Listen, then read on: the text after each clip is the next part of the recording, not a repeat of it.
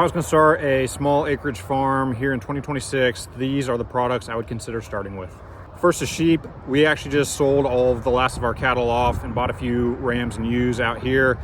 Big reason for this, number one, cattle prices are incredibly high, and number two, most small farms are not set up either with acreage or the equipment to have a successful cow-calf operation. And if you're not, trying to buy steers just to sell direct to consumer is very challenging, very hard to do to make profitable. And so you're really not set up on a small farm for a lot of head of cattle, and so sheep are a better option.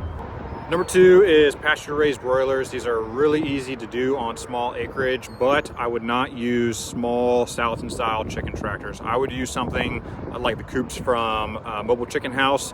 You want a bigger, larger coop because that makes your logistics for things like feed and for water a lot easier. It also makes your time a lot less. If you have a job where you're working full-time and you just want this as kind of a side thing, these are a great option, but again, I would use a bigger house. I would not use those really small, tiny Salatin-style chicken tractors. I would use something much bigger. Another big consideration for doing pasture-raised broilers is I would try to do year-round production, or at the very least have year-round supply for my customers.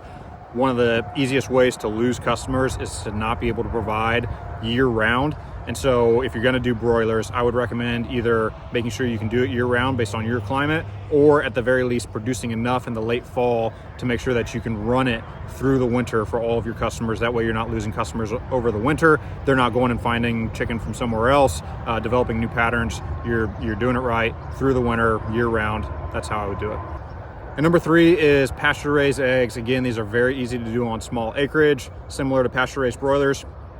I would not do really small coops. I would do a 200-300 bird model from somebody like Happy Farmer, and then I would not target direct to consumer retail customers. I would focus on restaurants, particularly if you're just getting started. If you're trying to start a small farm, restaurants are a great option for high volume sales.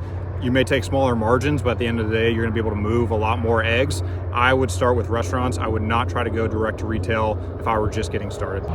One of the big reasons for this is because whenever you're trying to sell pasture-raised eggs, you're competing with companies that are scaled, and so it's gonna be very hard for you to keep prices down low enough where you actually make money, and you're selling, individual dozens at a time with somebody who's scaled in the grocery store, who has, the benefits of being a large company. And so I would really focus on trying to do high volume to local restaurants who have an interest in locally raised eggs.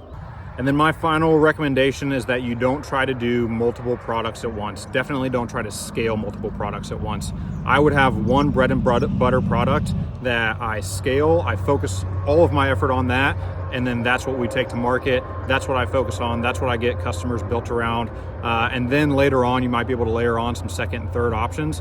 But in the early days, you want to have consistency. You want to have the ability to scale one system. It's very, very difficult to scale multiple systems for multiple products.